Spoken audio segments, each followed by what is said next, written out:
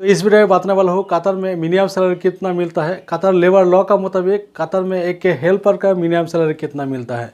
तो इस वीडियो में आप लोग को डिटेल्स बताने वाला हूँ कतर का मिनिमम सैलरी के बारे में। तो अगर आप लोग कतर में जाने वाले हैं तो ये वीडियो आप जरूर कंप्लीट देखें, क्योंकि इस वीडियो में आप लोग को डिटेल्स बताने वाला हूँ कतर में मिनिमम सैलरी के बारे में। और अगर आप ट्रेड होल्डर है और ट्रेड में किसी भी ट्रेड में जाएंगे तो कितना सैलरी आपको मिल सकते हैं वो भी आप लोग इस वीडियो में बताने वाला हूँ।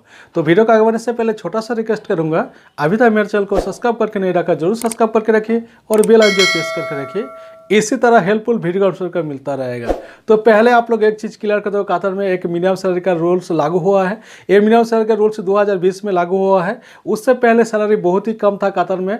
कतर में सैलरी 700 रियाल, 800 रियाल, 1000 रियाल बेसिक भी सैलरी था। लेकिन मिनिमम सैलरी रूल्स लागू होने के बाद सैलरी बहुत ही बढ़ गया है, बहुत ज़्यादा बढ़ गया है। गल्फ कंट्री के अंदर सिर्फ एक ही कंट्री है जिस कंट्री में एक मिनिमम सैलरी का रूल्स है। इसलिए आप लोगों को बोलना चाहता हूँ, अगर आपका नो एक्सपीरियंस है, अगर आप हेल्पर में जाना चाहते हैं तो आप लोगों को बेस्ट कंट्री है कतर। कतर जाएंगे तो आपको मिनिमम जो सैलरी रूल्स है उस रूल्स का मुताबिक आपको वो सैलरी जरूर मिलेगा। तो एक्चुअली कतर में मिनिमम सैलरी कितना मिलता है, क्योंकि बहुत सारे भाई इस तरह से कमेंट बार बार कर रहे हैं कतर में मिनिमम सैलरी कितना मिल सकते हैं, सबसे कम सैलरी कितना मिल सकते हैं और सबसे ज़्यादा सैलरी कितना मिल सकते हैं। कतर लेबर लॉ का मुताबिक कतर में जो मिनिमम सैलरी आपको 1000 रियाल बेसिक देना पड़ेगा, 300 रियाल फूड के लिए देना पड़ेगा और 500 रियाल रहने के लिए आपको देना पड़ेगा। चाहे आप प्राइवेट सेक्टर में काम करेंगे, गवर्नमेंट सेक्टर में काम करें, कि आप लोग किसी भी संस्था में काम करें, किसी भी जाएगा में काम करें, फिर भी आपको जो बेसिक सैलरी 1000 रियाल आपको देना ही पड़ेगा और 300 रियाल फूड के लिए देना पड़ेगा और 500 रियाल रहने के लिए देना पड़ेगा।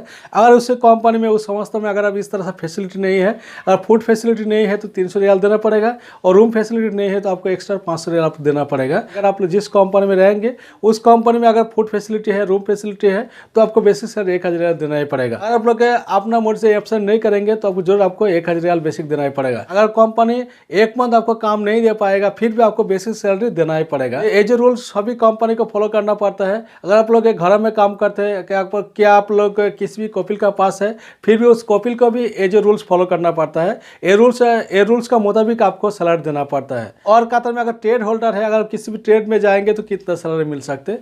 देखिए, अगर ट्रेड होल्डर है, अगर किसी भी ट्रेड में जाएंगे तो सैलरी आपको उस कंपनी और आपका साथ जो कॉन्टेक्ट होगा उस कॉन्टेक्ट का बेसिक आपको सैलरी मिलेगा। अगर आप ट्रेड होल्डर है, अगर आपको अच्छी एक्सपीरियंस है तो आपको सैलरी 1400 रियाल, 1600 रियाल भी बेसिक मिल सकते हैं। उसका ऊपर जो बाकी जो फैसिलिटी है सभी वर्कर को मिलेगा।